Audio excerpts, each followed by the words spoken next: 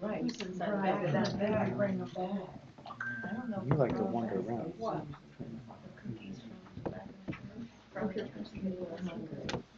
Well, if Stacy, All right. you know, Stacy didn't do it, nobody did it.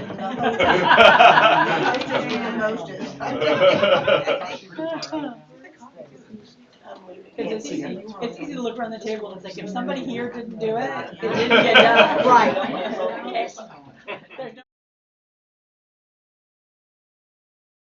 We're all here. When you're ready. It's all the 20%. What do you have? What do you have? It's not on the screen though. It's Yay. I'm not that's gonna. right. That's when we have to start the presentation. Yeah. That's when your slideshow's starting. No, no, no, we're good. Okay, And the that's only where we reason set is the something different Give in it the a minute. presentation. Should I- Not regular cream. No, that's when you're starting your slideshow. Should I do that? She Yeah. got something other, I remember she got it with something It's else. configuration of your I don't remember slideshow. what. Stacy always gets this. Where is it? Slideshow, and now we go to presentation display options. Don't let them sit at my Okay, cookies. Samsung. Rice Krispies, but with like browned butter Okay, now we're displaying this because we're on screen configuration. It was. No, you're there, that's fine. Yeah. Now we just need to figure out what display went. Keep going. Good, I know. Yeah, our Where your controls are. Where you are, where you need to go. What happened? We don't talk about Bruno. That's Yeah, fine. talk about Bruno, I think it's fixing to come up. The songs. Where's the?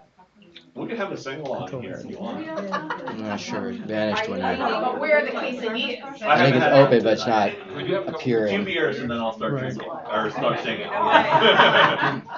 Go to display settings again down there.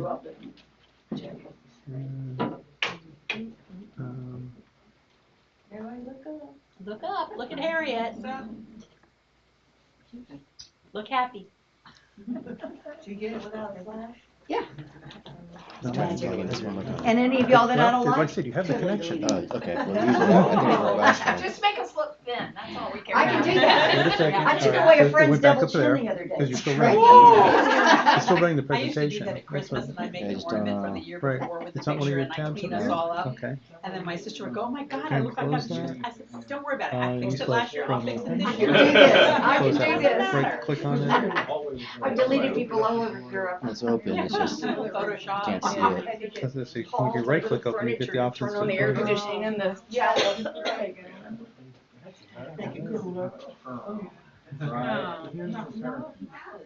Can I try stop and then start again? Yeah. All right, so stop extending, I'll bring it over here. Yeah, but where's your? There it is. Right, but now it's here. Now you're in dual mode. Oh, okay. So now I just put it in presentation. Already down. No, now you're in a mirror mode. You're not in extend.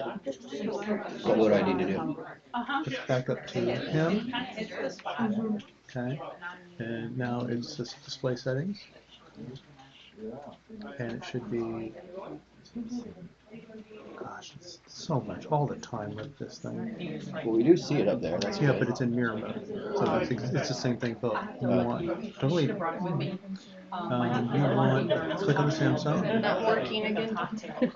and I'll let you, I'll throw some, use it. No. See the main display? Turn that off. That click that. Stop hearing. Right. That's what I want. Like that. Leave this here. Let's see. Presentation display option. Yes. And we want to presentation view. ready to go. And start slideshow. And where? Not there. Now it's there. Okay. There we go. The class keeps growing. What used to be Okay. Kobe Center. Oh yeah, let them all look at you. As soon as Stephen sits down. All right, we'll put Harriet on camera too. But not here. Not here. Turn around, y'all. No, don't do it. Don't do it. Don't turn on. What? 1, 2, 3. Good. Are you guys ready to start? Yeah. Okay, good. So what were we talking about last week? Do you guys remember? Or 2 weeks ago? Today's 4th of July. Is my mom here? So I guess so we were talking about, what were we talking about, Brian? We're talking about architecture. Architecture, right. So today we're going to shift to focus more on the impact of the Black Death. Now, what do you guys know? Sorry if it's not such an uplifting topic, but I think it's very relevant. Why is it so relevant? Well, we went through maybe not quite the Black Death, but something that I think is a close equivalent, or at least a recent equivalent. So I think it's going to be very resonant because it will, I think, show a lot of, I guess, parallels between what happened recently for the last few years. And of course, this is much more devastating, so we can, breathe a sigh of relief compared to what happened in the 1300s. So there's that. And I think also, of course, the impact the Black Death had on Christianity and Christian art, because it really exposed a real blind spot. What do you think I mean by that when I say there's a blind spot when people started dying from the Black Death? What do I mean by that? What do you think could be? I would say like a black swan event, something that was totally unexpected. Yeah, so there's definitely something that kind of came out of left field, something that, sort of like a meteorite hitting, something that really, devastating, and what do you do about it, right? I think a meteorite we have even less ability to do anything about than perhaps a disease, depending on the disease, right? Now, when we had the COVID virus, were we able to figure out, kind of understand at least, maybe not the origin, but at least what it was? Do you feel safe that we?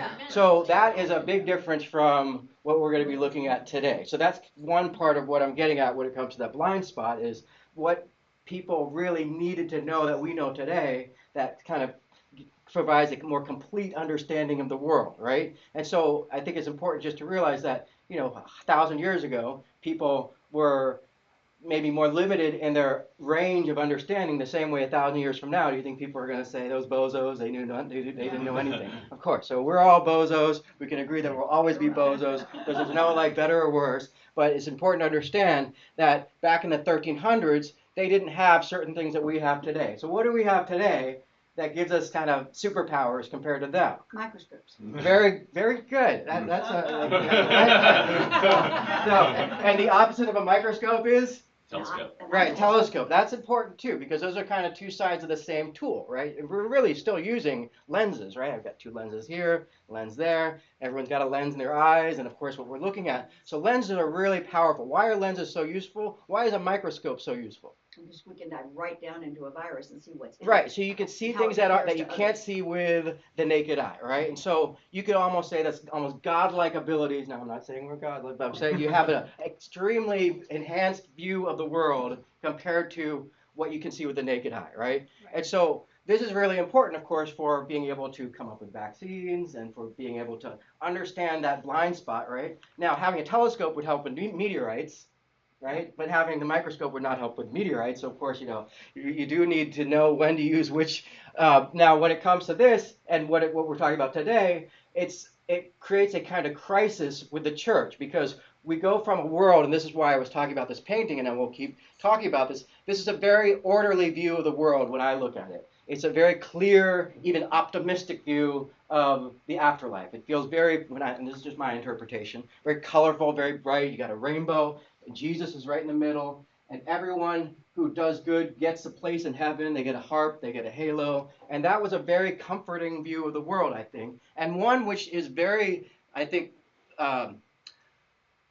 valuable, as long as something like the Black Death doesn't come along and disrupt this whole kind of this sense of clarity. So, I think you could probably see some parallels to what happened with COVID, and we'll get there and we'll kind of think of some parallels. But certainly this is the worldview that preceded the Black Death. And I think it's really important to understand that this worldview is very much a very comforting view, and I think that's what you want. You want to go to the church, you want to feel a sense of comfort. You don't want to feel discomfort, right? Now, you will feel discomfort in this painting if you focus on the lower right, right? Yes. And I think that's the idea. You need some chaos in order to contrast with the order. And that's definitely going to be one theme we talk about today, chaos and order, because, of course, the Black Death represents the ultimate in chaos. So what does the church do in the face of that chaos? And remember, the church is offering a very comforting view of the world in terms of spirituality. If you come to church, you'll have a place in heaven, you'll have a harp, you'll have a happy afterlife. And then people say, well, hold on, I've been going to church, my whole family's been going to church, but then they didn't, maybe they got their harp, but a lot of people felt like even if you go to church, you still might fall to the Black Death because, well, we don't understand what's going on. And so the church probably tried its best to understand, but very limited time, Yeah. because by then everyone was already dead too. So you can understand that, it's really like the kind of thing where you go to church, and unlike the COVID, where you probably might, cough and infect one or two people, like that, you are not going to survive very long being in close proximity to other people. How long did that last? Yeah, so that's a great question. So the Black Death, there's two kinds, like pneumonic and bubonic, and they're both very bad. And there's actually one priest, a French guy, I won't do my French accent right now, the movement of the stars. So there's actually great documentation of this guy explaining to the French Pope, who was actually the main Pope. There's been several popes, and the Italian Pope, the French Pope, and Pope. And so this guy basically explained to the Pope, if you surround yourself in a ring of fire, you'll be safe. And sure enough, the Pope surrounded himself. I'm getting your answer in a moment. He surrounded himself in a ring of fire, and sure enough, for months he was totally safe. But I think that's a great symbol of the church having kind of losing touch with the average person in this crisis, which, is understandable. You can't really blame people for losing touch with their humanity in a time of crisis. But really, the world kind of becomes like this. And how quickly does it take place? Well, the Pope is able to survive because it's the fleas, as we talked about last time, on the bats that came on the ships. So the fleas is this kind of very small thing that you really can't detect, and it bites you, and you really have like a week of, after you get infected, you get these, what do you call them? Really ugly and painful, and your insides kind of rot away, and it's incredibly painful. And thank goodness we don't have something that bad. Hopefully we never will. But that only adds to the sense of like there's no hope, there's no remedy. Everyone dies, and there's no understanding of what's causing it. We did see a painting that tried to make some sense of what was going on. We'll revisit that briefly. But I think you really have. Ask a question. Did you have to be bitten, or could you then, once you had it, could you breathe on people and they could get it? Well, that's a great question. I think now remember I'm an art historian, not a Right, doctor. right. I'm an art historian, not a doctor, Jim. So I think what happened was the people would basically live in close proximity. In the absence of knowledge, they didn't know what kinds of things you could do to prevent, because they didn't know what was causing it. Yeah. So there are all kinds of wild speculation, and you can just imagine, In fact, people blame the Jews in some cases, and they were persecuted for it. But I think really, if you're close to people, and people start understanding, you need to isolate yourself, right? And think about how that even further corrodes society when people start. Remember when the pandemic first started, and you see someone cough? Yeah. And suddenly, this stranger you just ignored already, now you just cross the street. And so it's really amazing how, psychologically, it creates fear and distrust. And so, people would die very quickly after being bitten. And tell me your question one more time. Once you were bitten and you had it, Yeah. could you then breathe or give it to other people in close proximity without their actually being bitten too? So was it transmitted from person to person? I don't know too much about that. I suspect the fleas did most of the work, because if you ever have Everybody had, fleas. I'm sure Yeah. everybody had fleas. I Yeah. would assume that too. I just wondered if once you had it, if it could also be translated. Yeah, it's interesting. I don't know too much about person-to-person transmission, but I'm sure that must have been the case. They were but- all certainly cooped up together once they were locked Yeah, in and their people came houses. when they were taken to the grave, their clothing was shared with other people. Well, and they were all locked in. Once they were sick, they were Right. all locked in. Right. So there was a vague understanding that if you're out close to other people, you might get sick, but they didn't understand that if close to other people's clothing, that was really, or bedding or whatever. The Decameron is it's a little kind of Canterbury Tale, a little kind of racy subject matter. The Decameron was written by someone who was outside of the cities, trying to entertain the rich while they were living in luxurious isolation from everyone else, hoping this evil pestilence would pass and they would be spared. So the Decameron is a great reading of these funny stories they were telling to each other to entertain themselves while they were escaping from the Black Death. Now, in terms of the church, what do you think how did the church react to all this? What would you do if you're the church? And by the way, when I say church, we're talking about the Catholic Church, right? At this point, there's no Protestant church. We'll get there eventually, but we're talking Catholic, big C. Of course, there's also the Byzantine church we'll talk about later. But what does the church do in response to this? Well, in some cases, some convents did nurse people, Right? but others just ran from them. Right, exactly. And so you really kind of see how, can you blame anyone for sort of choosing to, survival versus compassion? Now, there are some exceptions. This guy I mentioned, the French guy, Guy de Chiliac, he was a Pope's advisor, and he advised the Pope to surround himself. He scoured Islamic texts and saw that there was an idea about maybe it was in the air, and so there was a very interesting kind of cross-pollination with Islam for a while. And Islam definitely had more of a, I think, a monopoly on science at this time, not in the modern sense, but science in the kind of more crude science. And so this guy actually ended up surviving. He must have either been one of those kind of typhoid Mary types who had it and didn't succumb to it, and or maybe somehow had some kind of immunity, but we don't know, because what you really need is you need the written, I mean, we know a little bit because he wrote it down, and that's really one of the wonderful things about this story is you start realizing the importance of writing as a way to compile information, because without that you don't really have that key thing that's kind of the blind spot, which is science, right? And it's an interesting question, the relationship between science and religion. I don't think they are at all incompatible, but you do kind of need both in order to fully kind of have an understanding of the world. And then, of course, after you have that, does that mean that those two forces are at odds? And of course, we'll talk about that as we move forward. But it does create a kind of crisis, because I think you have to kind of understand that you can't expect the church to come up with microscopes, right? I mean, maybe you can, but I think you could say, I tend to see like, okay, practical science and then spiritual science, faith and proof, they're kind of two sides of the world, but you don't necessarily want to have them compete with each other. You need to have a separate space for both. And I think we live in a world where science has kind of pushed religion and spirituality out of the way to the point where science is now a little too much and you need more spirituality. I think back then it was the other way around. You had a lot of spirituality, but not much science, so there was no understanding of what caused the Black Death. And maybe you could say, well, that's fine, that's God's wrath, and da-da-da-da-da, but certainly there were people who wanted to understand, and things like anatomical investigations, like being able to dissect bodies, will become one of the interesting changes that takes place. The church will allow for greater investigation of what caused the Black Death. Importantly, the church loses a lot of people, both literally. The church empties because they're not, above ground anymore. But also people lose faith in the church because the church offered this, and then it turns out, no, the whole world is the lower right. So that's really what causes a crisis in faith, and that's what we'll really be looking at today. The world kind of descends into this chaos, and what does the church do to get out of it? Well, it uses artwork and really artwork as a way to elevate and kind of bring people back to the flock, back to the church. And briefly, before we get there, I want to show you another example of a painting that is kind of this like calm before the storm, almost like a naive, not naive, but like it shows a lot of promise, but it's almost like they had no idea what was coming. Literally, this is the year the plague starts arriving in Europe, like 1338, 1339, in the next decade. So this painting is actually a painting that's not, I would argue it is still a religious painting somewhat, but it's an interesting example of early painting that doesn't necessarily just play the role of visualizing the Bible. So this would be examples of paintings which are more allegorical, with a sort of moral lesson or political one. And it's inside this, one of these beautiful palaces. I believe it's in Siena, one of those Legoland-looking Italian medieval cities. And inside of it is this mural, which is literally the allegory of the effects of good and bad government. So I love this mural because it's a way of visualizing good government versus bad government.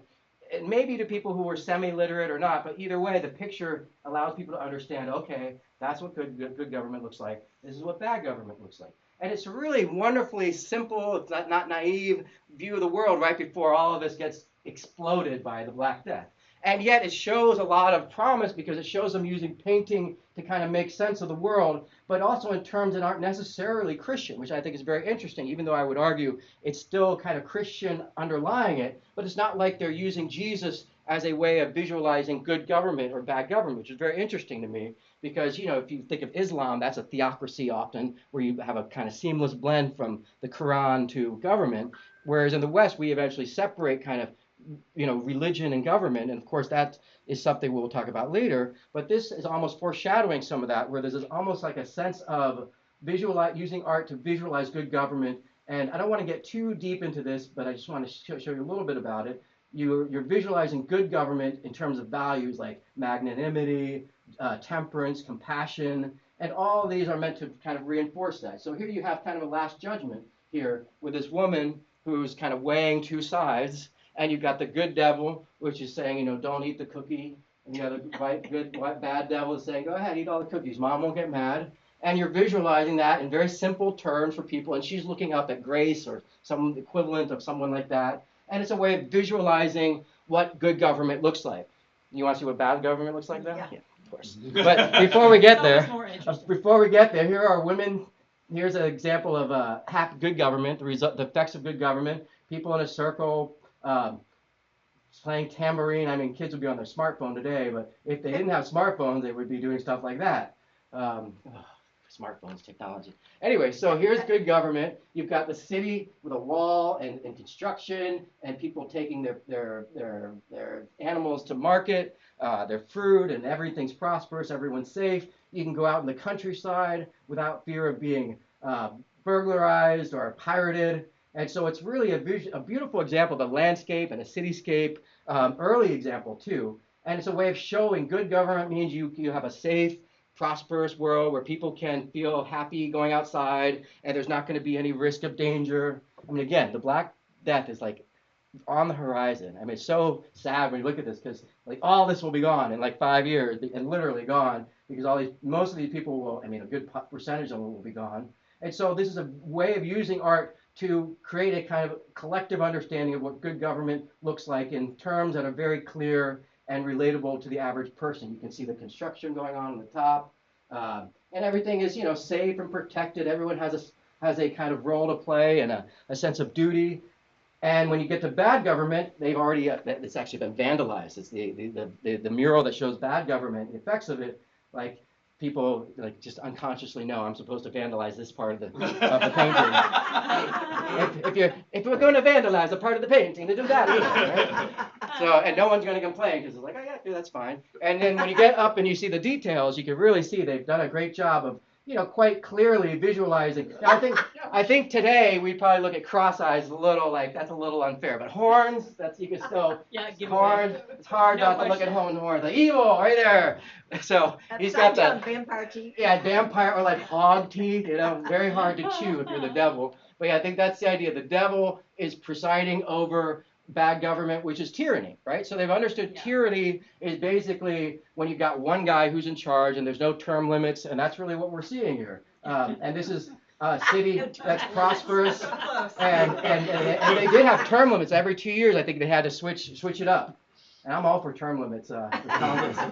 So that is, I think, an interesting secular view of the world that I think is very much complementary to this. It's almost like the same idea, but this is more spiritual kind of order versus kind of secular order. But I don't think you could really say that they're totally separated, but they have a clear understanding that there is something called good government and versus bad government. And woe unto whoever doesn't understand that because you will very quickly succumb to the effects of bad government, right? So it's an interesting kind of collective appreciation of how we all kind of need to work together, and then boom, we get this. And we looked at this a few weeks ago, so I don't think we want to belabor this, but this is really society's descent into chaos. This is really, there's no order here. It's really the opposite. This is a visualization of total disorder. Everything's upside down. Everyone's suffering. Faceless kind of specter approaching you, and it's a way of visualizing the invisible Black Death that's marching towards you. You're the next victim, and she's throwing the invisible arrows at you. So I think everyone understands that. We don't need to repeat this again. I just want to remind you what we went over 2 classes ago. And here's a few other less interesting versions of the same thing, which is why I think this is so compelling, this version, because it's so effective at visualizing how people understood the Black Death. This one's a little different. Still, I think the same idea, but maybe not as visually powerful because it's a little kind of, everything's kind of a lot of different information. But the different versions of it, I think, are trying to show you the same thing. People, it looks like they're kind of praying to God here for mercy. And that's probably the Black Death right there, like some sort of harlequin jester clubbing people. And maybe that's the right, that's like saying, I can't remember which angel leads Adam and Eve out of hell during the expulsion, out of Eden during the expulsion, but it looks very similar. The sword is kind of enforcement.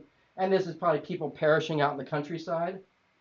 This one's a little more, I think, richly detailed, more of an etching. It looks like an engraving, but again, like chaos. You can see all the smoke. Often in pictures where there's chaos, there's no focal point, because the whole point of one way of visualizing disorder is to have lots of stuff everywhere. You don't necessarily want one thing keeping it all together. So whenever you want to transmit chaos, you have a lot of information. Not always, there's no absolutes, But this is another great example. Look at the countryside is in ruins, the city is in ruins, everything's disheveled and thrown about, and it looks like the end of the world. It's really an apocalypse visualized. It's almost surprising that some of these were probably painted many years later. I would be surprised if many people spent much time painting during the Black Death. Yeah. But maybe, there's probably some.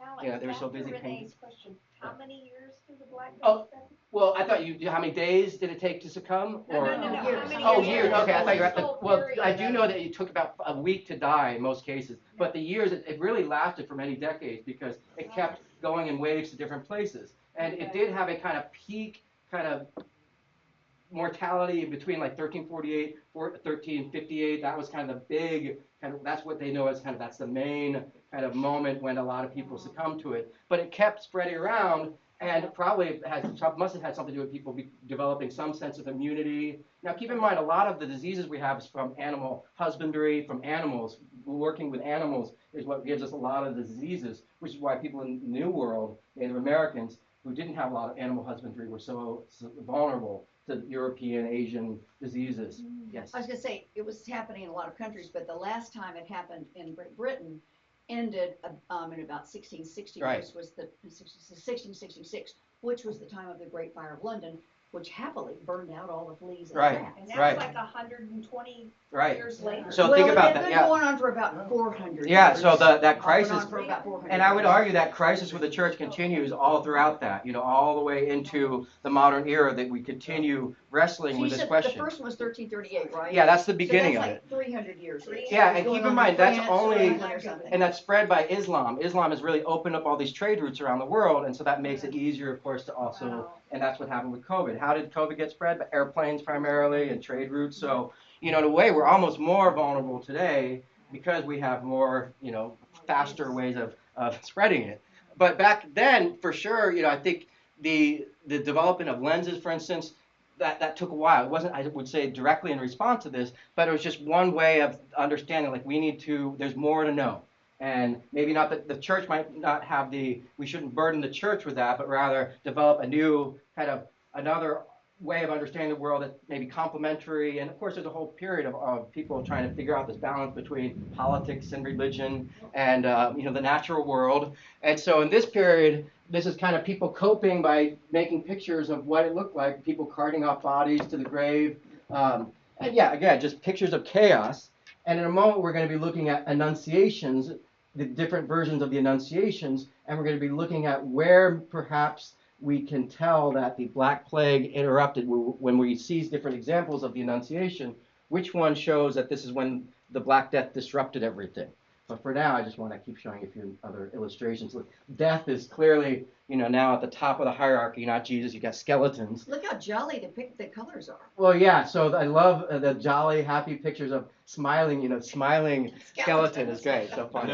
Shows how wonderful their understanding of anatomy is. But I gotta say, I want to point this out because I teach a class on Mexican muralism at Ringling College, and Mexican art has a lot of skeletons, and your first thought is like, oh, they're kind of death focused, but really, a skeleton is something everyone has underneath, whether you're rich, poor, indigenous, Catholic, whatever. So a skeleton is a great way of having reducing everyone to a common denominator. So even though it's somewhat morbid, it is also kind of very democratic or very equalizes everyone, right? And I think that's it is kind of a blank slate. The bubonic plague does kind of wipe everything clean, and it's up to the church and others to kind of rebuild from that blank slate.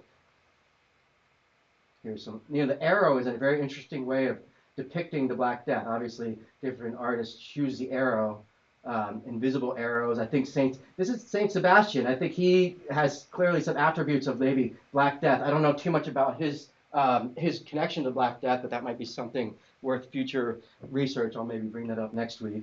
And yeah, there's some documentation of the efforts to, provide some kind of amelioration or medical response to the suffering, but only the bravest doctors would do that, and there are very few exceptions. There are very rare instances of doctors doing that, and we do have their writing, and it does show the value of writing as part of medicine for distributing knowledge. That's very valuable, and you really don't have science without all that knowledge. Science doesn't come from one book; it comes from everyone contributing data. So that'll be important to remember. Here's a plague doctor with his, beaked nose with all the roses and perfumes in there, I think to keep the scent out. I think you mentioned the Ring Around the Rosie. Kids still sing the nursery rhyme about the Black Death. So it really, that goes to show how deep it sank into sort of our collective consciousness. Kids today even still sing those nursery rhymes. So this is,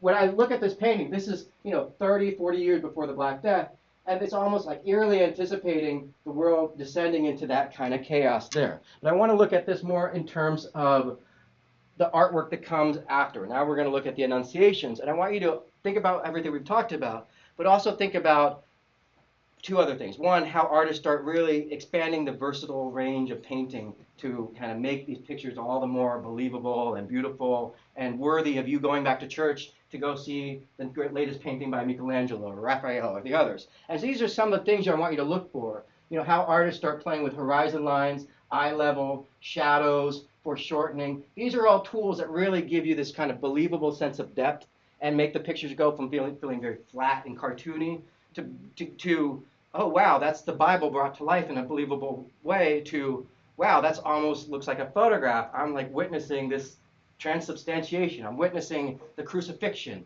And well then, I don't want to get too, when we get there, we'll see where the next bridge to cross is. But this is, for now, we're going to look at about a few hundred years, kind of the same, maybe 1300 to maybe 1400, 200 years paintings of the Annunciation, and that's not an Annunciation. I hope everyone knows this is not the Annunciation. So we've learned one thing in class today. So who are we looking at here? Why are we looking at the Mario? Because it changes.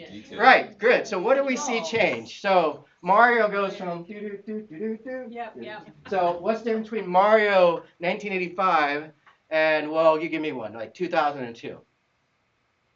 He's Anyone? got dimensions. Okay, good. So those are good words. So dimensions, volume. So we're looking at a Mario with, everyone knows what pixels are, those little squares. So Mario has probably like 70 pixels there, I'm guessing, on the far left. And it's that resolution. That's like mosaic Mario, right? Yeah. And then we go to like stained glass Mario, which for me would be like 1990, just too much, lots of color, very beautiful, but they have like, it needs to be like kind of, brought together a little better. Yeah. So we get mosaic Mario, who has very few pixels, to, you notice now we get pupils. Mario has pupils, or whites of his eyes.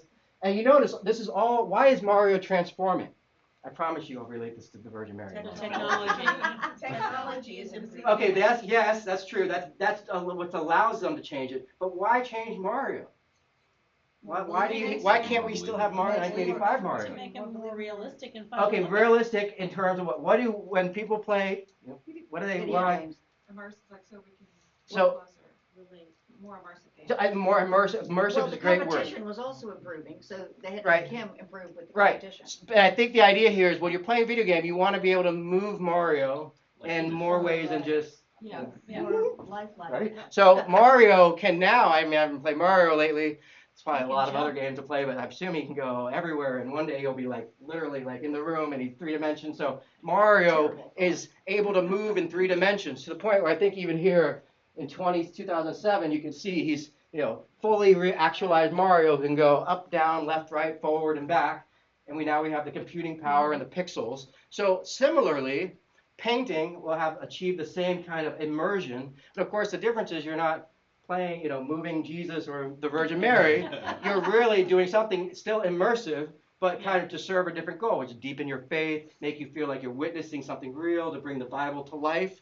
But it's the same idea, adding this depth, which this clarity of depth makes it feel like Mario goes from something that's kind of cartoony to someone who has some life and some personality, right? Everyone got that? All right, now let's go back to the Virgin Mary, and we'll see some examples. So this, for me, would be like an early Mario still. I mean, she's kind of, for me, when I see her, maybe 1996 Mario equivalent, but not 2021 Mario yet. No. Not that she needs to be 2021. I'm perfectly happy playing 1985. I wouldn't even know what I'm doing when I see the buttons. There's so many buttons. Boy, yeah, when I play video games in the arcade, I just hit as many buttons as possible.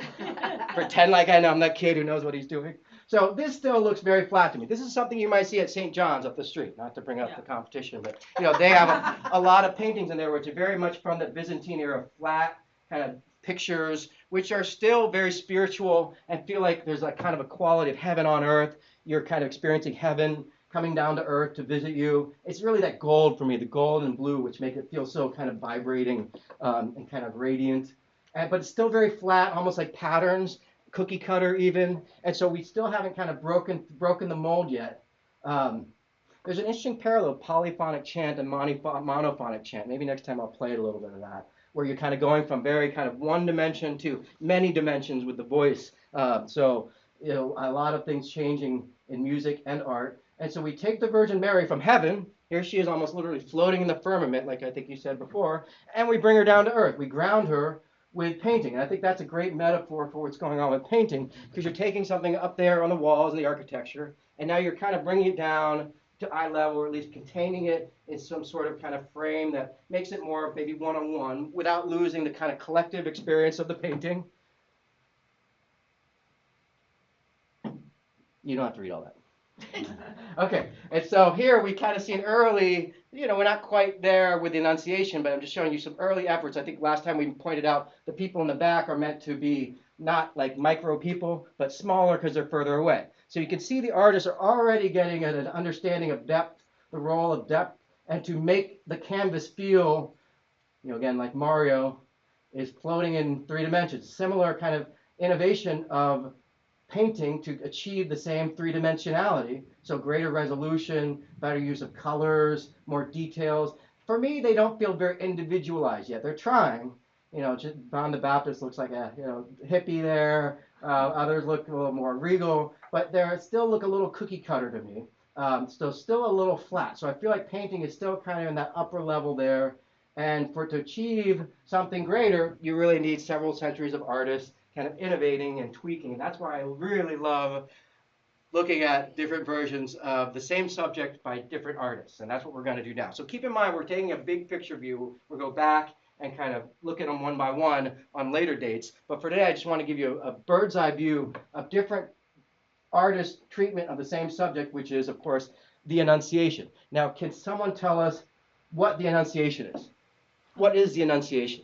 The angel comes to Mary to tell her she's with child. Right, so it's a very loaded subject, if you will, and very tricky. That's definitely one I would avoid if I didn't want to upset the Pope or anyone, because it's a very tricky subject. So one, remember, you're visualizing that which most people otherwise would have thought, well, hold on, wait a second.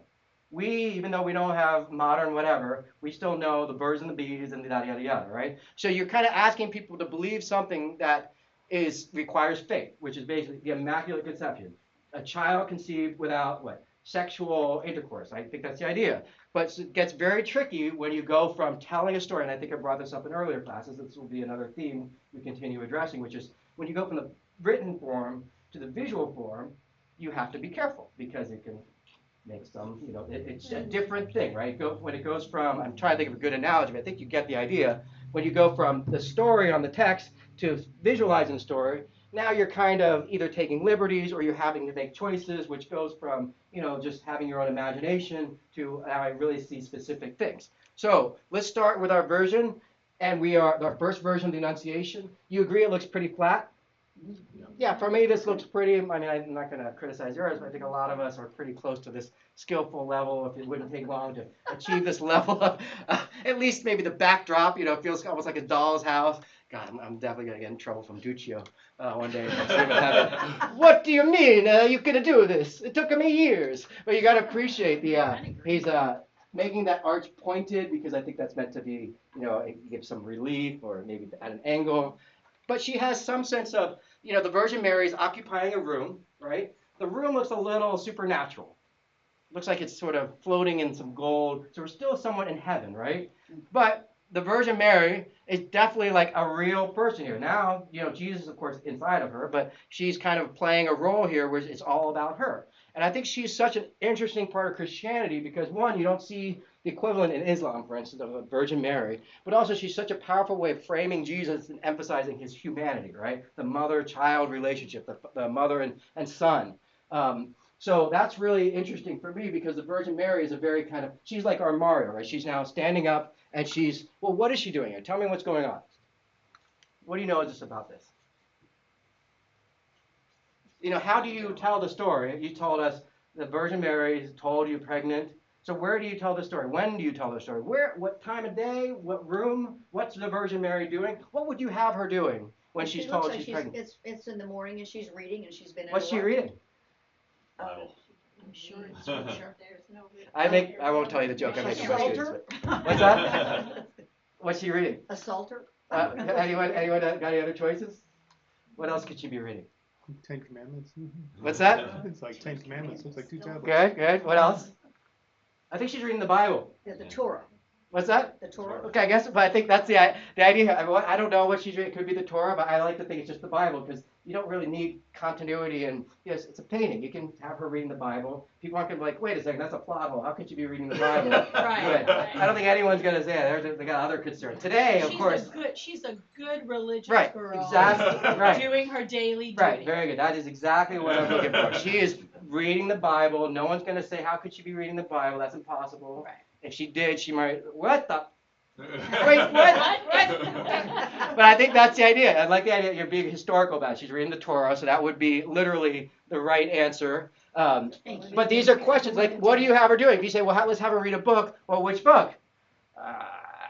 Jane Austen. Right. So, okay, in addition to that, and you said it's morning. I love that. So it's morning. For me, morning is...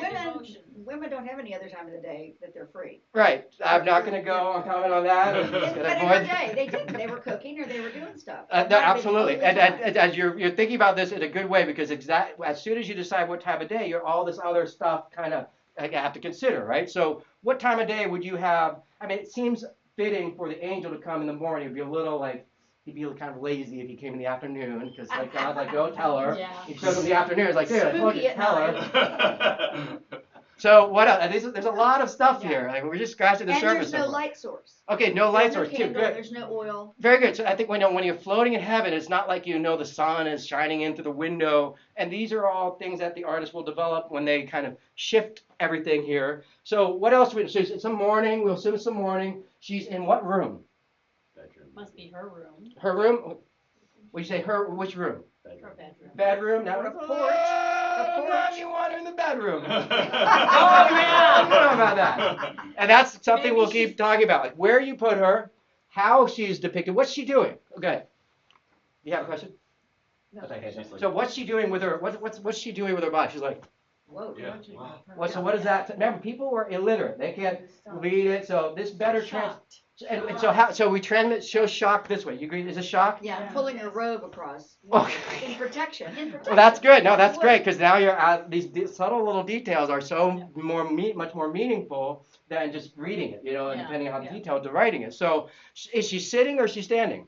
Looks like she's standing. Yeah. So she stood up. What? Imagine the mailman arrives and brings a package to you. And it's a similar metaphor, but of course a little more than that. So here we've got the Virgin Mary standing up. She's still holding the book. I wouldn't be surprised if she's holding the book up to the passage from the Annunciation or something. I could probably look that up and find out. And he interrupts her, right? But she's getting the spoil. So what's he doing there with her? What's this? He's what? Peace. Yeah, peace. Do Some not be kind afraid. of like, Yeah, do remember, not be what we're afraid. visualizing is you're pregnant. So how would you tell someone they're pregnant if you were, maybe if they were deaf? And how do you visualize that to someone? Well, that I think is exactly the challenge here. How do you how do you visualize the Annunciation? So there's all these different choices you have to consider. What time of day? What room? What's she doing? What's the angel? Now, let's consider the angel, for instance. So do you want the angel, let's say she's in the bedroom. Do you want the angel being like, well, real close, you're pregnant? Really far away. Really? Because far away. the closer they are, the more tricky, the more the post, right? Yeah, Keep them far away. So here you got They're both standing on their feet. The angels arrived. We know he's kind of arriving because of his body motion, right? And telling her, and she's somewhat shocked. But let's see some other versions, shall we? But I think he's also saying, don't be afraid. Yeah, I agree. He's This got is a- very like, yes, don't be afraid. I'm just an angel Just showing got up at your this- apartment. just Don't got be this little bit afraid, of news. right? And I've got some good news, but of course, now keep in mind. What? Blessing her? Yeah, I think that's a blessing. That for me, that feels like a blessing. You are blessed. Now, keep in mind, if someone today, and this is why I think it's so important, you have to kind of remember the realism. If someone today said, last night someone visited you, da da da da da da da. That's all I need to say. You understand how maybe today it would be a little different. And that's again why you have to have faith and understand that there's no assault. Yes, Right. yeah. This is totally consensual after the fact kind of thing. But of course, that even there, like physically, like did the Virgin, and these are all interesting questions. Like the Virgin Mary, did she, where does faith stop and physical reality begin? And you kind of can't spend too much time worrying about that because the more you do, the more you'll kind of run yourself into circles. Because basically, it's like, well, did God literally visit her, or was there some kind of spiritual visit? And what time of night was it? And was it a physical thing? And you don't like. I think the Pope would shut you up at that point. Like, Yeah, yeah. yeah. But these paintings are kind of like, oh yeah, but let me just dump it all on you because it kind of raises all these questions, right? For the location, the artist has very specifically put a very bright bit of light on that right-hand wall. Yeah. I think she's got to be outside. Yeah, And it there's a feels well. plant. There's this nice And there's blend the of plant. plant. That's right. The plant. right, Is there. and well, the plant would be dead if it didn't get some sunlight. So you're right. The plant being And alive there's shows also that there's on the some. on the top, sort of in the middle. Yeah, the you top do of know the that there's arch. light coming this very way. specific light coming in from Yeah, the yeah, side. and I think Yeah. that awareness of the value of light makes it feel alive and feel grounded in the real world. So again, they're straddling this line between grounding the story in the real world, but making sure you understand it's all based on faith and kind of something that's not about the real world. So that's why, again, it's a wonderful. Also, her robe protecting her, wrapping her out, is exposing her abdomen, which Yeah, is not exposing guarded her by belly. anything else. Which is not It's not guarded with her arm or the robe itself. right. So And no, I think that's so interesting. All these little lot of subtle areas things, like that- just the fact that her robe is kind of open. For me, you could have a modern kind of analysis of that, like kind of there's something about it should be exposed, almost like muscle-like. I mean, the other version will see almost womb-like quality to the way her red looks. Of course, red, just the color red, emphasizes the sexual, perhaps the sexual. So the whole point here is you've got to de-emphasize any hint of sexuality and focus on the purity of the Virgin Mary, right? So let's see some other versions here. So we go When from did they start- Duccio. When did they start color coding her in blue? I don't know. That's a great question. I think that probably was the result of blue being a very kind of high status color and very rare. She wanted to give her this sort of high status color. But I don't know. But I'm sure that very early on it was like we give her the best color. What's the blue? The devil. No blue. No blue for the devil. So here's another version. What do you think? Here we got version 2 of the Annunciation. Yep, she's What do you studying think? Which again. one do you like more? This one or that one? What's different? Let's go back to the other one maybe briefly. Here we got this gold backdrop. And now we've got dark. Now it's more theater-like. It's almost like a theater She's setting. inside. What's Definitely that? inside. She's definitely inside, right? So She's now we go. studying again, And so now she's inside. What's she reading? The The Bible. Bible. Of course. Of course. And she's sitting. What do you think about her sitting? She's And she's on her hope chest. she's got her Italian, she's full Italian body language going on here. What do you mean? What's going on? Are you kidding? What do you mean I'm a pregnant? What am I going to tell my mother? Now, again, Joseph, you know Joseph, the husband, that's a very interesting story we'll talk about a later day. They used Joseph in Latin America to convert the Native Americans into monogamy. He became a symbol of monogamy because he stayed, of course, honey, I'm pregnant. She tells him the next morning, oh, how do you know that? The angel just told me. Oh, yeah. But I'm not the father. Very awkward conversation, right? But when it comes to Latin America and Native Americans, using Joseph he was a major saint in the New World because he was very valuable for converting people to Christianity, but also monogamy, right? He was a symbol of monogamy. Anyway, going back to this, here we've got her. You're pregnant, and she does this. What do you think? The other one, she was sort of shocked. Here, she's like, I don't think so. Nuh-uh. She's Yeah, maybe receiving. disbelief or She's receive. I like that. Maybe receiving it too. And I think the question I will propose to you guys is this the moment of insemination, or did it happen earlier? And just leave that thought, leave that question. Spiritual, whatever.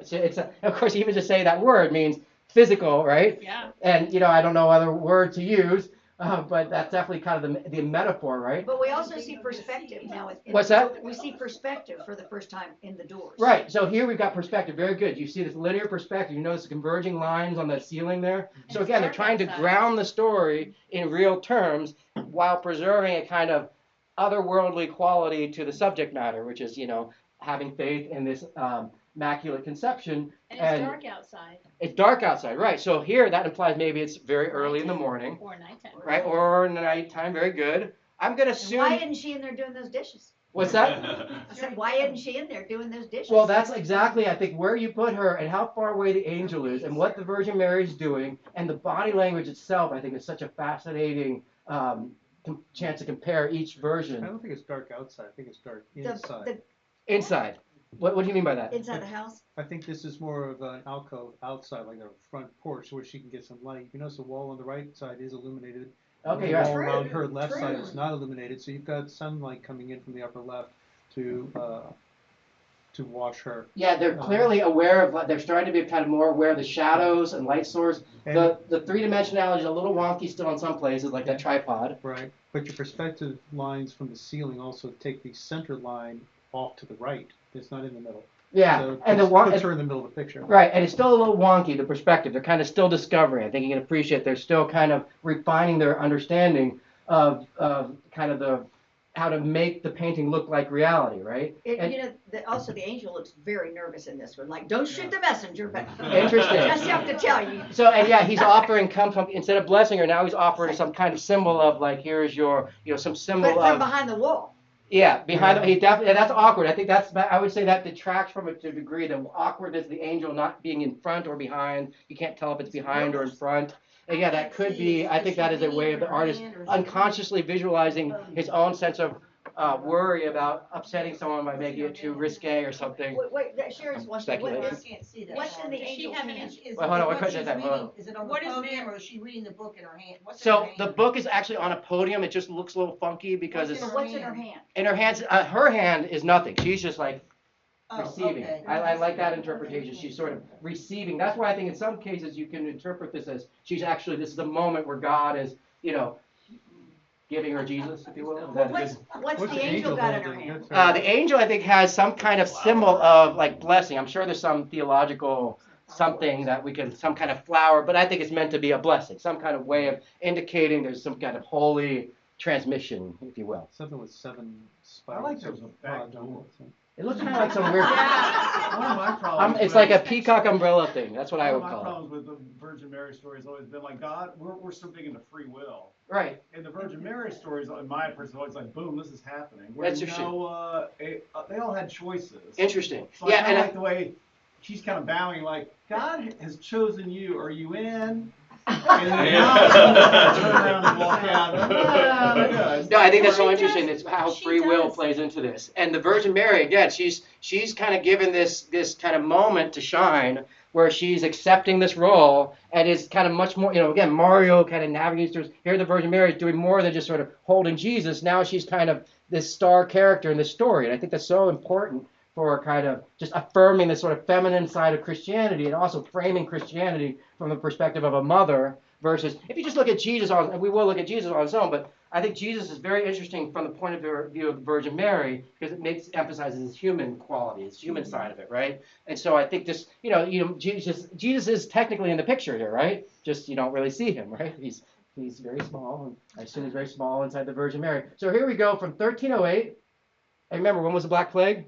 1330. So here we go. Boom. Big changes. Here we are in 1430. So this is about 100 years after that kind of peak moment of devastation. And I think you can appreciate now we've taking a big leap forward visually. Can you appreciate that? So not only are we in this sort of much more kind of compelling environment. I mean, where do we begin? The colors are much more vibrant. The body language is very specific. We've got Adam and Eve in the background. So now we're combining stories. And importantly, what we see this holy light beaming down. Yeah.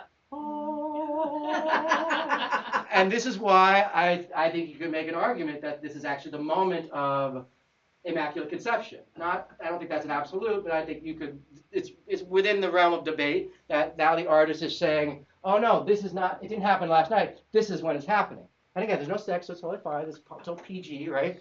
Depending on the artist, right? So, and I love that they combine Adam and Eve with the Virgin Mary, connecting Jesus to the other parts of the story. But now we've got this. What do you think about this, Miley? What do you think? You like this? She's going, whoa. Yeah. So what do you think about does this work for you?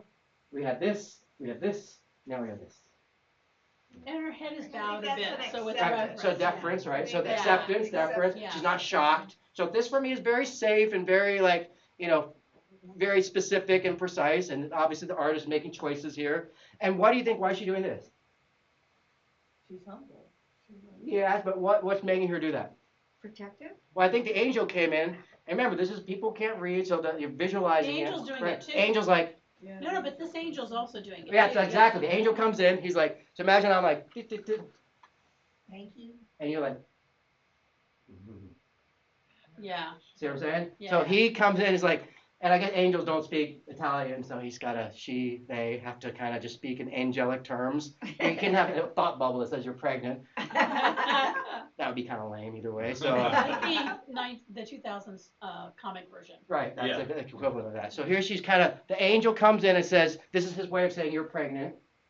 And I think that works for me. I made it a little lower, but that works. I think it makes sense to me. I think most people look at this and be like, oh, she's the one who gets pregnant, and then, oh, this is okay. She's acknowledging that she's pregnant, right? So I think, what do you think, Brian? Is that effective visually?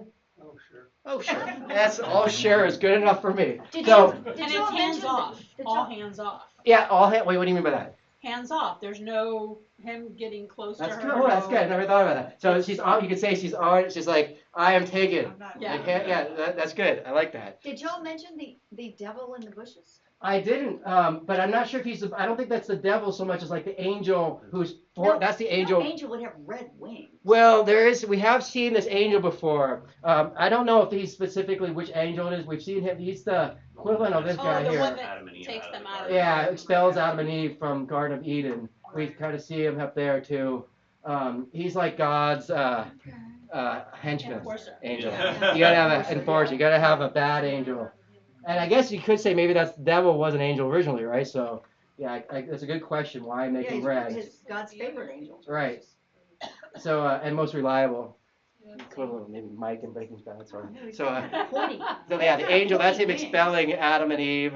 It's funny that they're clothed, though. That for me is interesting. That the Yeah, with- artist is like, I better have clothing on them. With because I don't- fashionable Well, they're clothing leaving, at the Yeah, right? time. If they're leaving, they were given clothes. Is that what happened? Okay, because the Yeah, other they- expulsion we saw was them totally naked. But so, going back to the first part of what we're talking about, you see the big leap forward artistically. Yeah. This is really like artists going from kind of early Mario to, much more evolved Mario.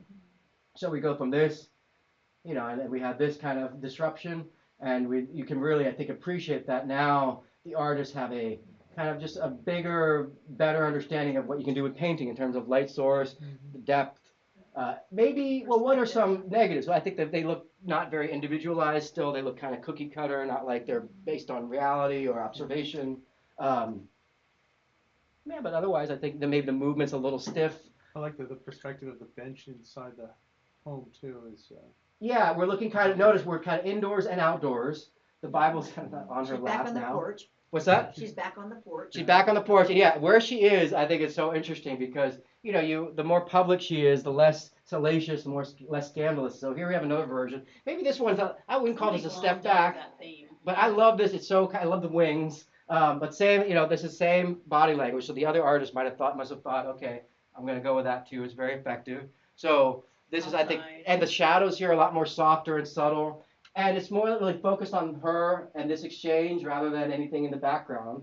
By the way, that's probably rebar to prevent the building from collapsing during earthquakes. So that's, again, like a contemporary Italian touch to the ancient story.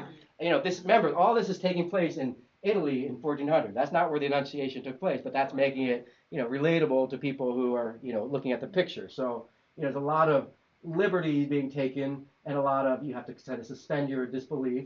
But each artist has their own take on the same story, right? You notice we're kind of they're both at eye level, and they're a lot closer here, but you're still in public. But you got this big column dividing the two. Now here for me is now we start to get into Renaissance territory, like the big Ninja Turtles.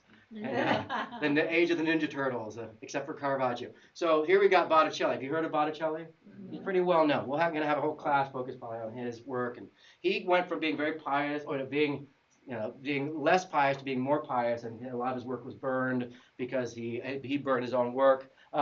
This for me is the most problematic, if you will, or the most not problematic, but the one that veers closest to like maybe getting a little too suggestive. Like if I asked Sigmund Freud or Jung to kind of look at these different enunciations, I think this is the one they'd be like, yes, German accent time. I have a German accent.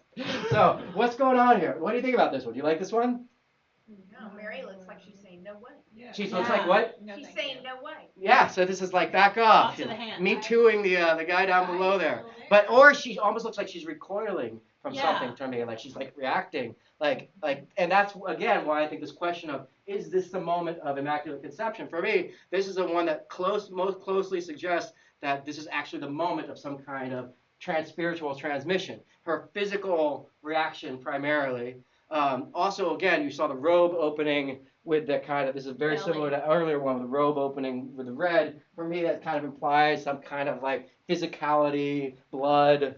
And the angel's very low in a kind of deferential way, but he's very close, and there's this kind of physical touch happening, almost like, God and man, creation of Adam. Yeah. So there is a lot more, for me, suggestion of intimacy, physicality here. It is indoors, but the windows are wide open, so, that's a nice breeze, But and the angel publicly looks visible. feminine. What's that? The angel looks feminine. Yeah, very feminine angel here. And I think that's also another thing to think about. You want the angel to be more feminine than masculine, because then there's no suggestion of intimacy. But again, I think all these are things that you have to consider as an artist to preserve the purity of the Virgin Mary.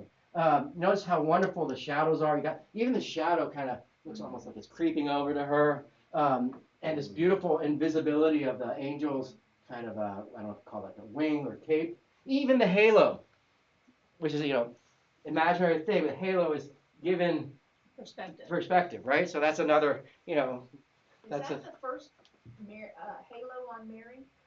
have we seen her earlier? Yeah, we've had halos before. Yeah, the No, we earlier got ones all had halo. halos. Okay. But I think you notice it because it's the first one that kind of indicates some realism. It feels like it's responding to the way she would. I would assume if we had halos, they would kind of shift according, maybe Well, it's depending first on the one that's halo. Kind of transparent. What's that? That's the first one that's kind of transparent. Yeah, and It's transparent and ethereal. shifting in space. You notice this beautiful Italian backdrop. That the tree, I think, is meant to symbolize fertility or growth or life. But for me, just her reacting the way she is, that's for me the most exceptional There's thing. that movement She's in really the kind of, body, yeah. and it seems based on observation of real human movement. So now maybe the artist is observing a real person to make her look all the more believable and real. Still a little cookie cuttery. Leonardo da Vinci was very critical of Botticelli's faces, and he thought he was very Look how lazy. painful her hands look. What's that? Her whole stance is so awkward. Yeah, it looks like she's about to fall If you down. do your hands like that, Yeah. it actually hurts. And again, I think that's, it really reinforces the idea that there's some kind of sexual thing going on here, which I think is why Botticelli is pushing buttons in a way that kind of pushed the boundary to a point where it's kind of leaving the realm of acceptability to kind of making the Virgin Mary feel like she's literally physically having this thing unfold before our eyes. And then I think Da Vinci comes along and is like, okay, let's rein it in. Let's rein it in a little bit, make it a little, bring it back to the purity here. So now where is she? She's outside. Yeah. Safe, visible to all. Angel's nice and far away, very feminine looking She's got her little angel. stove. What's that? She's got her little stove. She's got her little stone kind Stove, of altar. Oh, wait, stove. what is it? She's got a Sounds like a stove. stove. She's got a like teapot on it.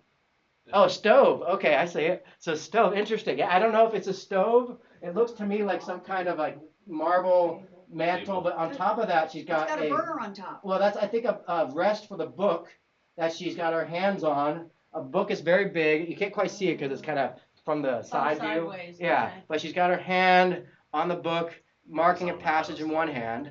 And for me, when I see this, sorry to say this, but it reminds me of this actually Statue of Liberty, because the Statue of Liberty is holding a book, and a torch is receiving God's sort of purity, light, wisdom, whatever, and she's transmitting like the sort of God down through her torch into the book, kind of giving the authority of that book, God's authority to it. So for me, it almost feels like she's getting transmitted in the book itself is like part of this sort of magical thing that's happening where now she's, got Jesus inside of her. And I think the question now, before we look at one or two more, is, so what do you think? Is this, having looked at a few of these, do you think the Annunciation took place, like this is the Annunciation, right? But when did the conception take place? Did it happen earlier, or is this the moment of conception? I don't know. I think it's an interesting question. Well, she has an acceptance of it. Yeah. In Well, the you could Bible, say she's there's an- accepting what he says. I'm telling you you're pregnant. She accepts it. It's like, okay, I'm going to tell You're going Joseph. to be pregnant. You're What- going to give birth to a child. Right. And that's the question. Is she pregnant? Does she Yeah. lactate? Is there an umbilical cord? All these are questions the Pope is like, no. Faith, not faith. You're not supposed to ask these questions, right? Because the more you ask those questions, the more you kind of are going to spin yourself into a circle, right? Because the whole point is you're supposed to have faith. You don't need truth. Because once you, and these pictures are kind of by definition proof of something that's meant to be something about faith, right? So you're kind of in this weird territory where you have to kind of be happy in between, but not go one way or the other. So in the backdrop, we've got this sort of spiritual landscape of maybe God, but everything's safe and public, and they're far away, and there's no kind of implication of anything physical like you see with Botticelli here. Even the red, for me, is very sexual and or about passion or love. Much more muted here. Here's Raphael. Not Raphael's strongest painting, thank you guys, but definitely another version of it. Here we've got the angels running in really fast to tell her something, and she's sitting there. It's really important, really urgent, and she's sitting in this Italian villa, overlooking wherever, lake, whatever, Como. And I'm not so impressed by this. Raphael's got a few other impressive versions of his pictures, a little more impressive. But you can see God up there, the little holy dove, and more. There's a little more kind of, I don't know, staged looking. Because the perspective's great, shadows are great. Here we've got Michelangelo. I guess you guys didn't know Michelangelo. That's like hearing the lady singing the Beethoven. I didn't know Beethoven had any gospel. That was really neat to hear Beethoven. Anyway, so this is Michelangelo's version of the Last Judgment. This is later on. Now, we're going to spend a whole day on Michelangelo. So this is later in his career, towards the end. Not as well known as maybe his Last Judgment, Sistine Chapel. What's going on here? Well, she looks pregnant in Yeah. this. Well, here she actually does He's look half pregnant, naked. right? She's got a big, swollen belly. Yeah, and he's He, partially that's clothed. where, no question, he, right? He. With his shirt off, he. Yeah. Finger out, in the bedroom, Yeah. at night. Yeah, Whoa! we're not Thank God. I think that's why she's pregnant. That's why, because there's no, she's already pregnant. That's why, honestly, I think that's why Michelangelo did it. Because if she weren't pregnant already, it would be like, what's happening a moment after this picture, kind of. What happened? And I think, it's at night, in the bedroom. So this, for me, is the most, even more risque than the other one, I think, perhaps, right? But if you're Michelangelo, you can get away with it. And when we learn about Michelangelo, we will see that he, in fact, is such a celebrity, he's able to do things that no other artist would dare dream of. We'll see that with The Last Judgment in a few weeks. Now, here's a version I just want to show you, just because this is one you would never see in church. It's by Munch, the famous guy who did Oh, yeah. Now, when you ask about several centuries of Christianity or the Black Plague, I think for several centuries, artists are sort of wrestling with the legacy of Christianity and what they do with painting in a secular way. And underlying all that, though, is still the sort of this Christianity will never kind of vanish. It's still part of the storytelling. And I think these are artists kind of grappling with how to update Christianity. And this is, I think, an important example because this shows something that you would never, artists from what we've looked at would never do this version of it. Yeah, sperm going up the Literally, so this is a good example just to show you this is what you do not do this at all costs, right? So you've got the sperm, holy sperm, literally inseminating the Virgin Mary, who's you don't show nipples. At least he didn't show nipples, like, right? At least he had the discretion to do that, right? But she still looks like she's in some kind of, ecstatic state. And my favorite part of the picture, but I don't think Munch was trying to do anything except just sort of show how a modern person might look at an older subject. I don't think he's mocking Christianity here, but I think we'd agree you wouldn't see this in a church. No. Maybe this particular kind of church, I don't know. But so here you've got Jesus here. That's one of my favorite part. You see, I assume that's fetal Jesus, right? But of course, the expression on his face is. Now, would you call this a Christian painting? I mean, it's hard. I don't think it is. I think it's him saying, "Let me just show this subject in terms that are now more modern and scientific." But it shows that you've really lost the whole plot if you do this, because it shows that you're really missing the whole point, because it's not, this is not immaculate. No. Correct? No. Okay, good. And I think that's why Jesus is so miserable looking here, because he's like, wait a second, you're doing it all wrong. This is not how the painting's supposed to be. Now, joking aside, I think why is Jesus looking kind of like, why does he have this miserable expression on his face? You agree? Childbirth is hard. What's that? Childbirth is hard. Well, that, but I think he got the easy part. He won't remember it either. but I think he's upset because for the same reason he would be upset, or she might be upset in other pictures. He's aware of what's going to happen. So I think that's fetal Jesus being like, instead of I don't like this picture more because it's turning the Virgin Mary into sort of like a vehicle for Jesus rather than being the sort of accepting, sort of pure individual. It's focused more on Jesus being aware of like the end of all this is him being crucified. Right, and so it begins. Right, so it begins. I like that. Yes, very good. So having looked at this one now, you can silly see the difference, how far we go in terms of visualizing the stories, right? We go from a very flat kind of world to a very dimensional world with movement that's a lot more believable and space that's a lot more believable. So we reach a point where we really ground the Virgin Mary in the story and a kind of believable sense of space. And moving forward, we're going to, now having looked at several centuries of different versions as artists, we're going to go back and look at these early attempts to just expand the range of painting. And next time we're going to be looking specifically at different depictions of Jesus at this time and how to make him more relatable